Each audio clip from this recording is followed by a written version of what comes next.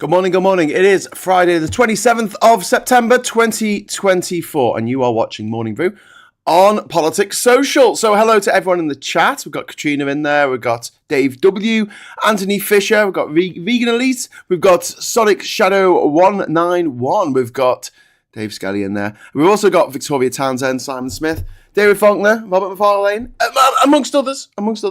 If you would like to join our friends in the chat here, all you have to do is subscribe to the channel. Just hit the subscribe button and wait for 30 seconds and you'll be able to add messages. But if you're just going to slag off people, we're just going to mute you. So,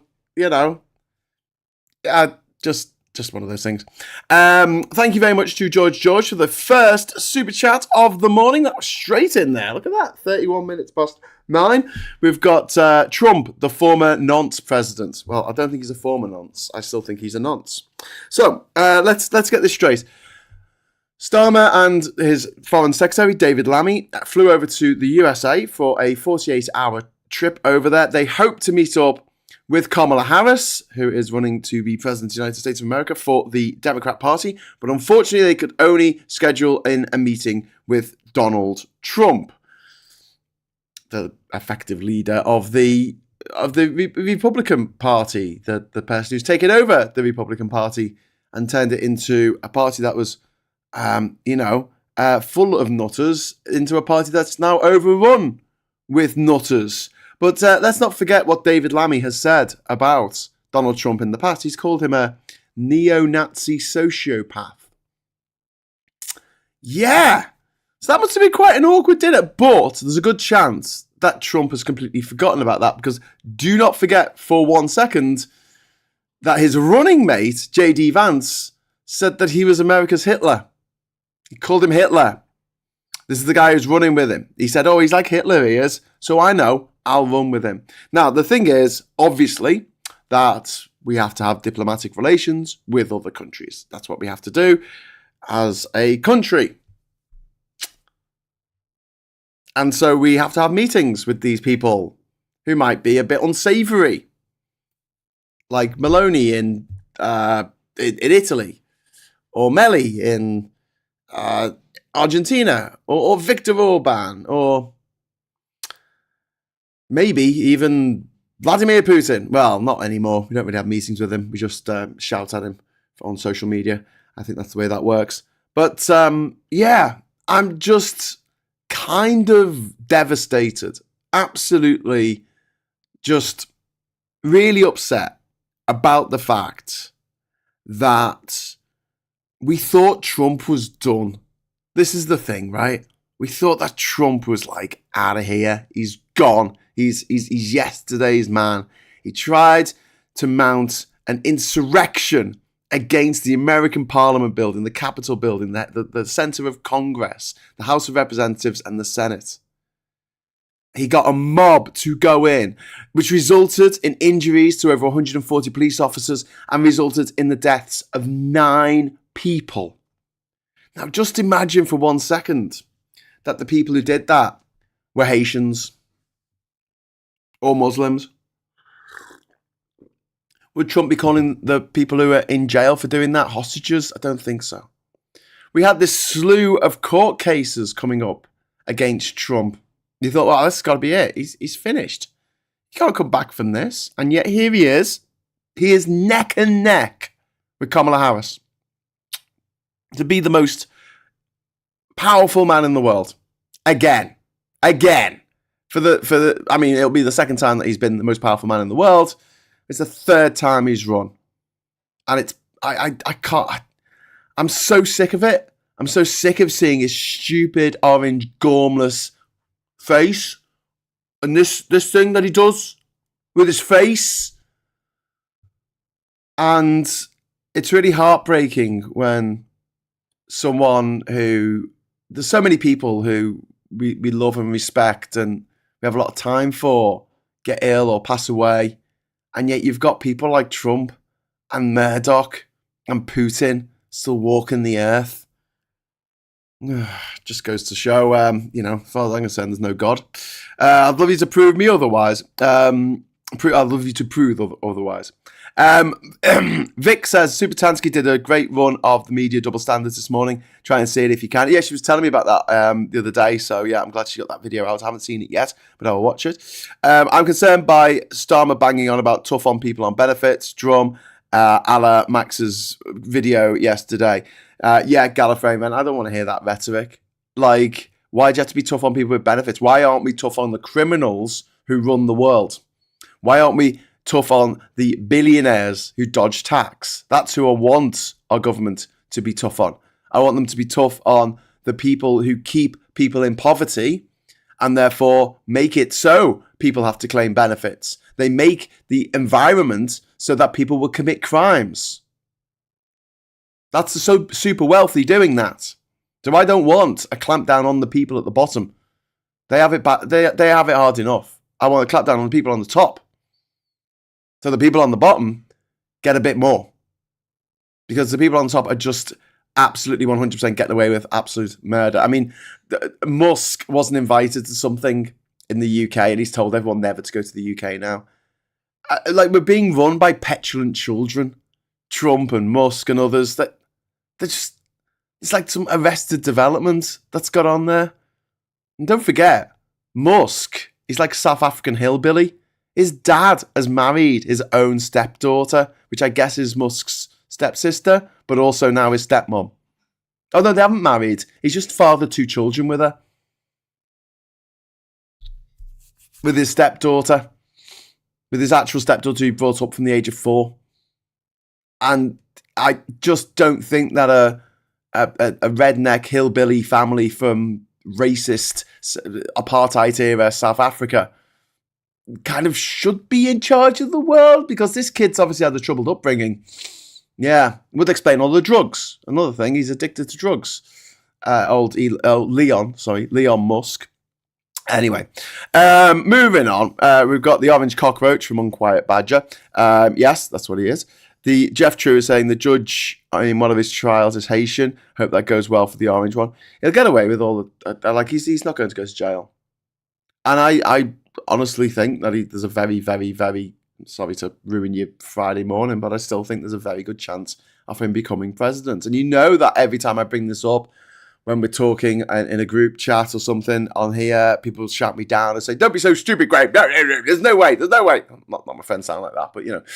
There's no way at all that this could possibly be the case, that Trump's going to win again. He's not going to win. He's not going to win. And I'm like, looking at history, looking at all we know, looking at the statistics, looking at the polls, and looking at who has control of the Supreme Court, I think Trump's going to win. There you go. Cards on the table. I don't think he will actually win the vote. I think that Kamala's going to win the vote, probably by a little bit of a healthy margin. But because of the messed up system in America, he will become president. Don't forget, they're going to stretch out the counting of the votes in Georgia as long as they possibly can. They've actually made it a rule now that they have to count all 5.5 million votes. That's going to take a long time. It could take weeks. And obviously the race is going to be tight. And what's going to happen is when Trump is ahead at some point, the Supreme Court is going to step in like it did in December 2000. I remember I was there. Well, I didn't mean I was in the Supreme Court. I mean, I was just around at that time and politically aware.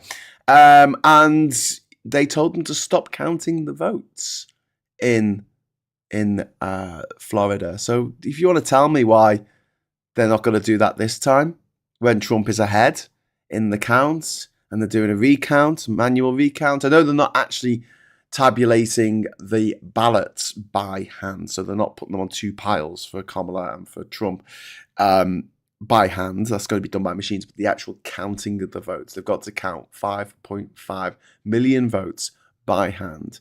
To give you some idea of just how much of a challenge that's going to be, start counting now. Start counting 1, 2, 3, 4, 5, 6. Like, how long will it take you to get to 1 million? Just 1 million. Just, I know there's going to be more than one person doing this, but yeah, let's just have a look. 1 million. Sorry, I'll just type in 1 million seconds in days. There you go.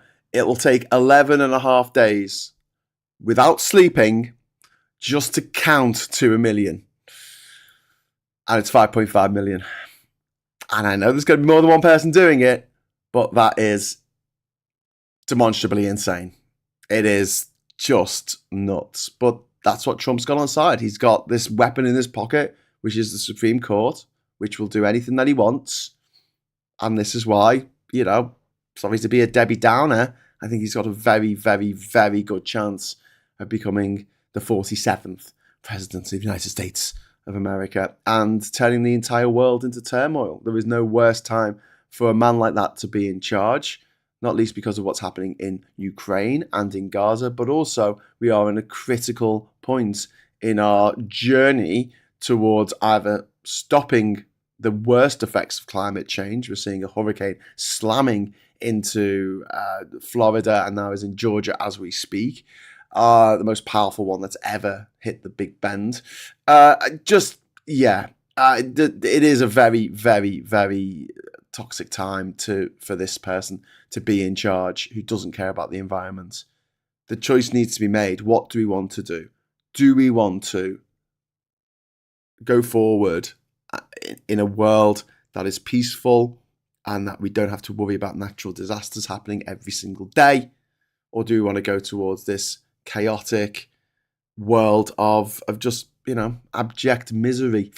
There's 70 million Americans who want to choose the misery selection. These people, would they allow Trump to look after their daughter? Would they leave Trump in a room with their daughter? Would they? Or their wife? Or their mum? Would they? I don't think so. Because they know he's a sex pest. He's an adjudicated rapist. The man is a horrible piece of shit. And yet, millions of people are like, oh no, he's amazing. He's the best. Can't trust people. Coldplay albums. And the Nazis. I think there are 31.5 million seconds in a year. No one's saying you're stupid, Graham. No one wants to talk about the possibility of Trump becoming POTUS. Just don't want to tempt fate. Well, I mean, if we all just go, oh, well, it's fine. It'll be fine. Everything will be fine. There isn't much impetus for people to go out and stand in the freezing cold for 17 hours without being allowed to be handed water by the people working at the polling station, which is the case in some polling stations in America. You've got to stand there and no one can give you water while you queue up to vote, because this is how obscene they have made it in America. This voter, they talk about voter fraud, don't they? But this is like voter suppression. This is just stopping people from voting, which is possibly the worst type of voting fraud. But I want people energized to go out and vote for Kamala Harris in huge numbers. And I really don't think it's helpful if we go, oh, that'll be fine. Because it's not going to be fine. Like, she has a mountain to climb. It's not going to be good enough for her to win the popular vote by 1 million votes or 10 million votes even.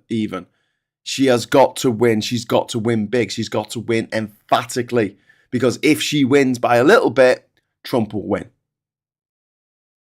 If she wins by anything that's arguable, Trump will win the argument because he's got the Supreme Court in his pocket. That's the reality. So yes, I am being a little bit panicky about this. And I feel like people in America who don't want Trump to become the next president or care about the environment or care about the rights of women. I love the way that there was a Republican. Who was it? I think it might have been J.D. Vance. Sorry if I'm misquoting him. But no, it wasn't J.D. Vance. It was another Republican who was saying that women over the age of 50, why have they got an interest in abortion? That they'll never need one. Says a man who's never needed and will never need an abortion. In fact, why are men allowed to vote on that at all? Why are men allowed to vote on that issue? Just blows my mind. Just no. Alexandria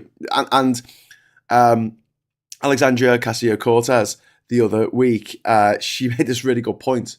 Oh, this was this is a long time ago. I think it was a couple of years ago. She made this point about, can you name me one law that specifically targets the health care of men?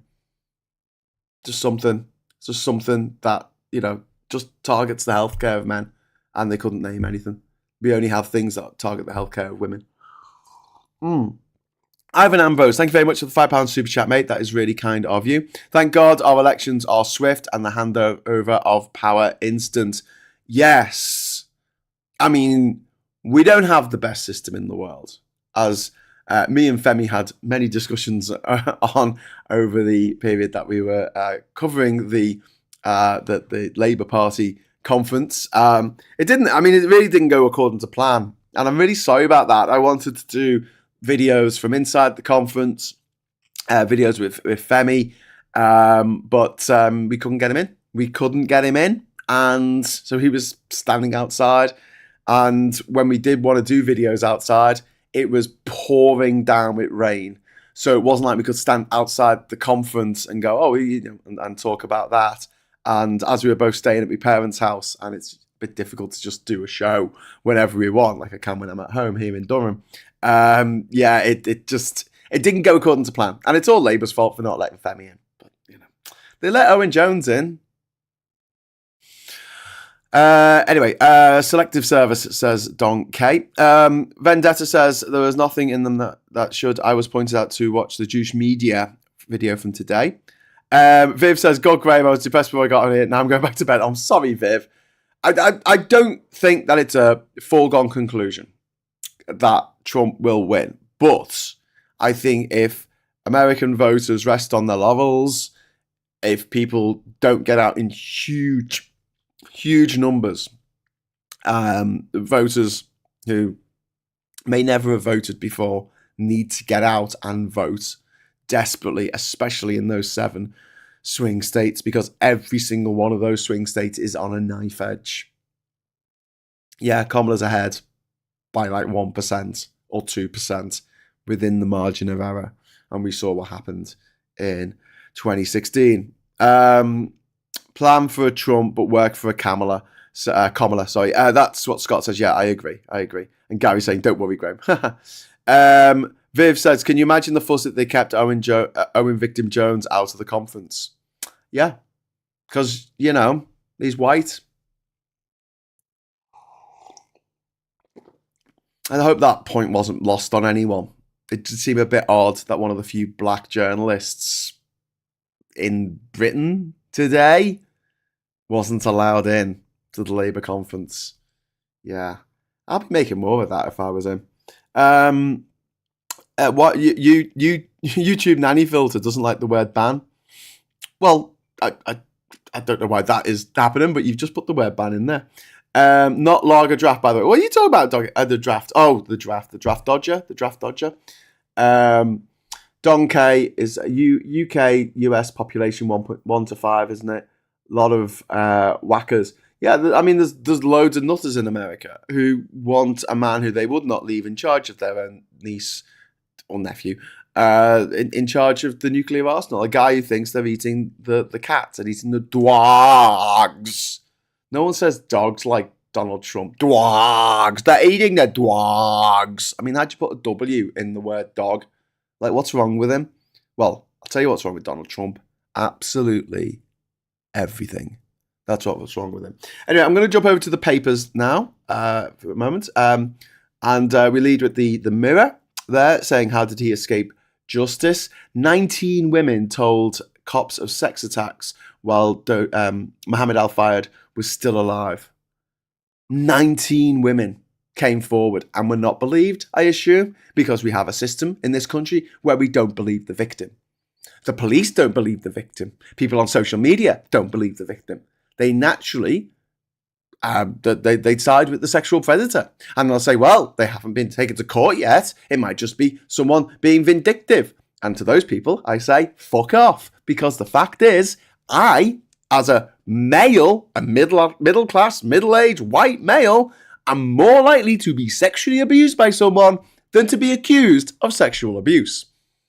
So, fine. If someone accuses me of something, I will defend myself, unless I fucking did it. But if I didn't do it, I will defend myself. And I think that is something that I should have to do in life, if that happens.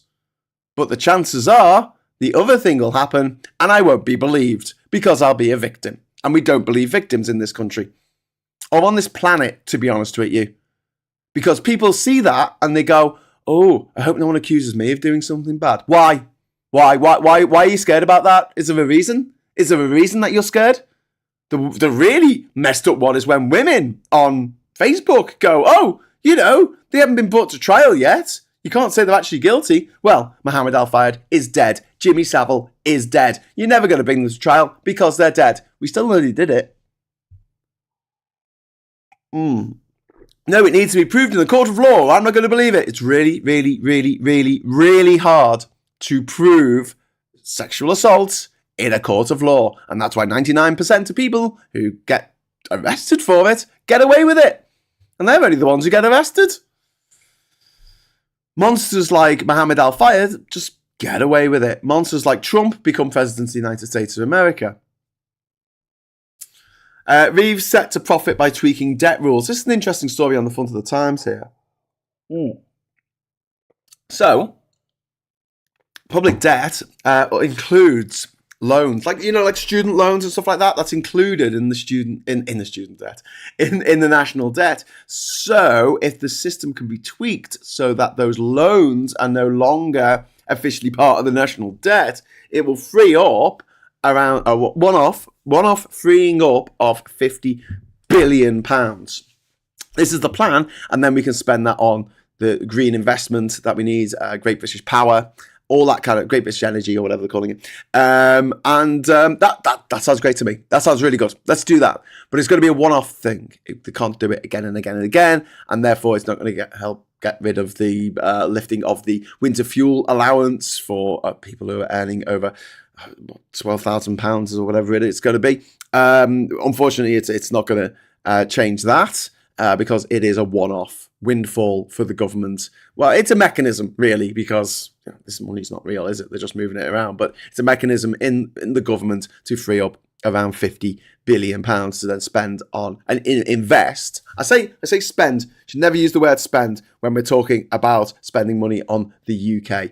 We need to ditch the word spend and we say invest when we're investing money in the UK, because investment in the UK brings back more money than you put in all of the time. A big investment that you can make is in public transport, for instance, which always brings dividends, pays dividends to the community, the city, the town that public transport is put into every time. It is absolutely 100% worth it because you can't have social mobility without physical mobility. So why weekend warriors don't need to try daily exercise? Okay, whatever. No one should go to the UK. This is the thing I was saying about Elon Musk or Leon Musk. He said no one should go to the UK after being snubbed from a summit. He was like, no one should go there now. I don't like it. It's rubbish. HS2 says Donkey.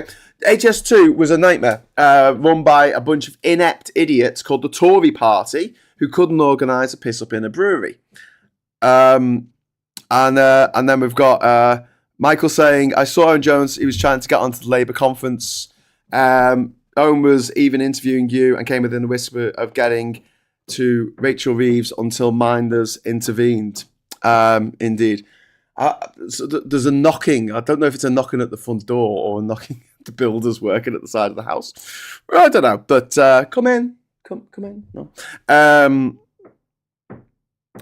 No, I don't think that's a door. That's not a door. No one knocks on the door like that. Well, maybe like a psycho in a horror film. Hey, talking of horror films, can I just recommend something? Megalopolis, the new Francis Ford Coppola movie that he spent 40 years and $120 million making. Yeah, the biggest independent film of all time since the debacle that was The Phantom Menace.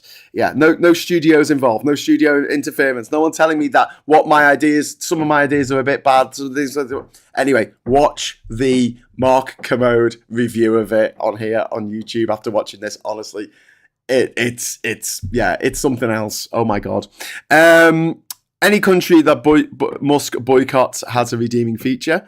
Yeah, I believe that. Oh, do you know what? I've just realised that I have my microphone set to... Oh, no, I set it back. It's okay.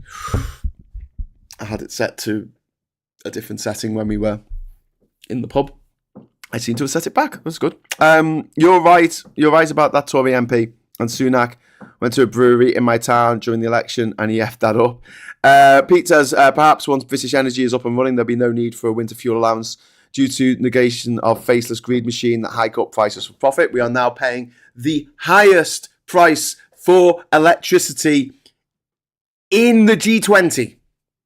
Possibly just of all advanced nations in the world. There's about 40 nations that are regarded by the IMF as advanced nations. Nearly all of them being in Europe, of course. But who wants to trade with those guys? Am I right? Anyway, but yeah, we've got the most expensive electricity. Our electricity is just ridiculously expensive. Everything's ridiculously expensive. We talk about the hit that Brexit has done to our economy, and we talk about 4%. That's usually the figure that we bandy around, 4%. It's 4% hit to GDP. Actually, the reality is, and you've seen this because you've bought a drink, I think, in the last year, whether it was a can of Coke or whether it was a pint of beer, it's doubled in price. It has doubled in price since we voted for Brexit. 100% increase since we voted for Brexit. Those two things are connected because you can't blame COVID, you can't blame the invasion of Ukraine when that happened to all the other countries in the world. Not just us. Anyway, shut up, little Graham in the corner. Let's move on. We've got The Guardian here. Oh, shine on. Woo, it's gone everywhere. We've got Paul Heaton from the beautiful South, I think. And Fatboy Slim's mate. And we've got Netanyahu says Lebanon strikes will go on despite ceasefire call. Well, no surprise there. And unfortunately, Netanyahu is becoming popular again in Israel. After being demonstrably unpopular, he's now popular again. Fickle finger of fame, eh? Starmer calls row over using Pia's flat farcical. This is about Angela Rayner staying at a mate's flat in New York because whatever. We've got this ridiculous story which is covered in a number of newspapers. I told Harry not to leave UK, reveals Johnson. I told him to man up. We had a manly conversation. So he spoke to a guy whose wife was suffering from depression, a guy himself who obviously clearly has PTSD from losing his mum at a very early age, being forced to walk behind her coffin while the whole world looked on, and like literally line the streets with people. And then he fought in Afghanistan. And he's got a lot of issues to get through. And Boris Johnson turned up and said, I think in the January of 2020 or whenever it was, that the Sussexes announced that they were leaving and said, man up, man, come on. And it didn't work. I don't know why it didn't work. I don't know why Boris Johnson doesn't get a job on the Samaritans, on the phone lines. And people go, I'm really feeling down. And you go, well, pull yourself together then. Wow, man up. Because that'll work, won't it? Won't it? Yeah, that'll definitely work. Reeves softens plans for crackdown on non-doms. This is, I hope this isn't true. I want the non-doms cracked down on painfully. Definitely. Oh, yes, here we go. From the Daily Mail, unleashed political memoir of the century. The bombshells begin. Is it a bombshell about him forcing his mistress to have 2 of his abortions? No. Is it the bombshell about him lying to the Queen about proroguing Parliament? No. Is it the bombshell about him telling his mate where that fella lived so his mate could go beat the shit out of that fella? No, none of that. No. It was he had a chat with Prince Harry. He had a manly pep talk. He said, "Man up, Harry." That's a bombshell. Yeah. Is it a bombshell about him having 19 parties that we know of in number 10 while the rest of us couldn't be with our loved ones while they were dying of COVID? Okay. Anyway, next one is George with £5 super chat. Thank you very much. If Harris doesn't win because Trump steals it, then we know for sure that the US is no longer democratic. I don't think the US has been democratic since this Supreme Court has gone in and done things like done away with Roe versus Wade and made it so that individual states now, you have to vote every 2 years to keep your right to an abortion. Every 2 years. Probably until a ban comes in and then they'll never ask you again. because they'll just keep asking until they get the result they want, and then they won't ask again. America's democracy is seriously flawed in a number of ways. I've always talked about the ridiculousness of a presidential system.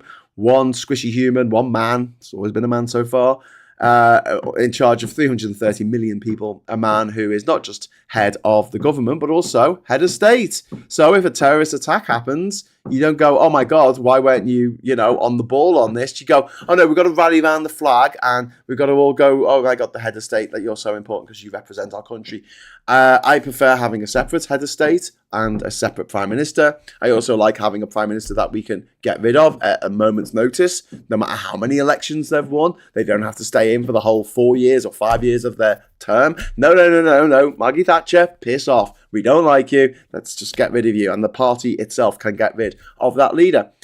The fact that America doesn't have that is bonkers, but the fact that the president, who will stay there for 4 years and is very, very, very difficult to get rid of, impossible to impeach because you need 2/3 majority in the House, in the Senate. Good luck with getting that. And he's not just in charge of he's not just head of state and head of the government, he's also head of the military. Yes, he's the commander-in-chief of the military. He's in charge of all the nukes. He's also in charge of the CIA, the FBI, the DOJ, the Coast Guard, the Forestry Service.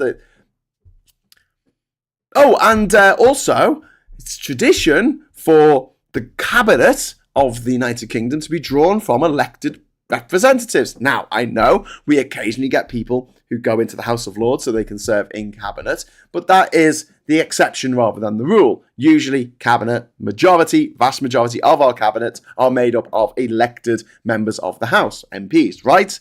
Who's elected around the President of the United States in the executive, apart from the President and the Vice President, arguably, even though they're on the same ticket?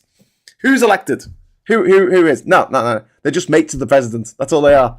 No buddies. Golfing buddies of the President. Democracy. So when people go like, Britain's not a democratic system, my argument is, yes, it is. It's just that there's lots of different forms of democracy. And yes, they have one. We have one. And I'm not saying one's particularly way better or way worse than the other, but there's different flavors of democracy. And some are more democratic than others. And I do think that the American Constitution is in the need of a little bit of an upgrade. It's a scrap of paper that was written 250 years ago. Needs an upgrade. Anyway, Donkey, I don't think Biden really thought much of picking the direct line to Rishi Sunak the Hedgehog. All the previous 5 PMs. That's very true. The American concept of a president is a soft landing from a monarchy, so it's a bit cognitively dissonant. Yeah, indeed. Anyway, so I'm gonna crack on with the papers. We're a little bit over time. We've got this guy here. This is a sad story. A social care crisis has changed Britain. This is a guy who has to travel a woman who has to travel 260 miles round trip to see her husband, which is just an absolute disgrace.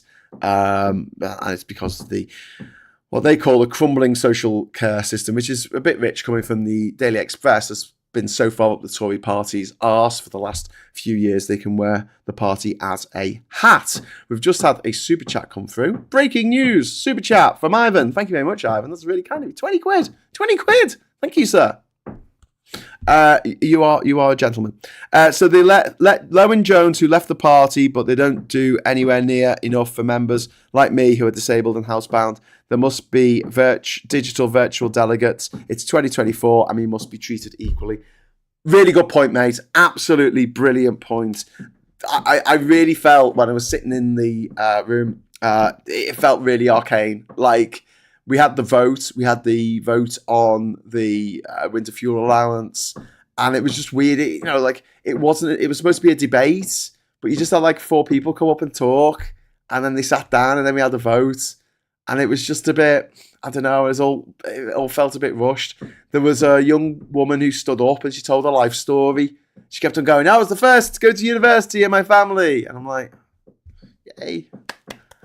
And then she said, I did this. I got a law degree. And everyone went, okay, good, great, lovely. And then I did this. And then, okay, good.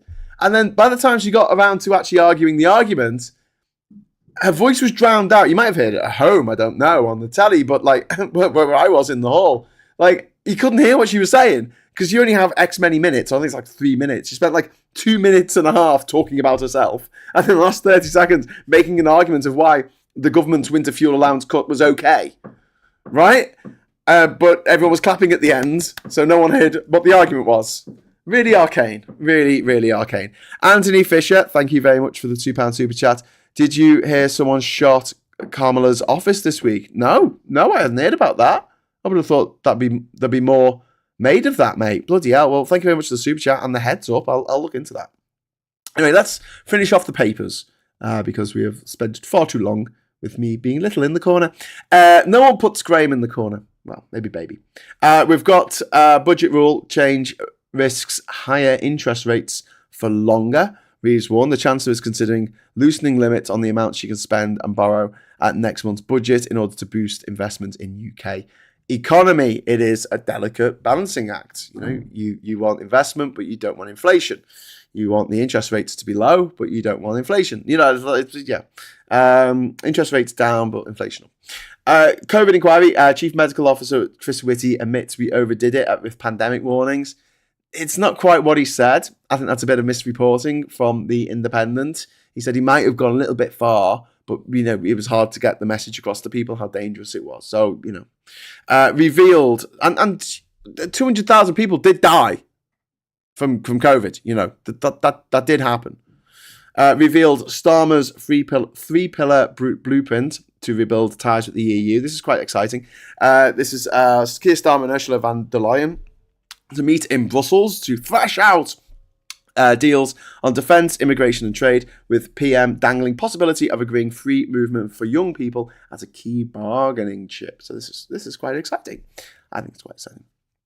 Then we've got the Metro here, the terror hijackers target rail stations across the UK. This is about people being hijacked.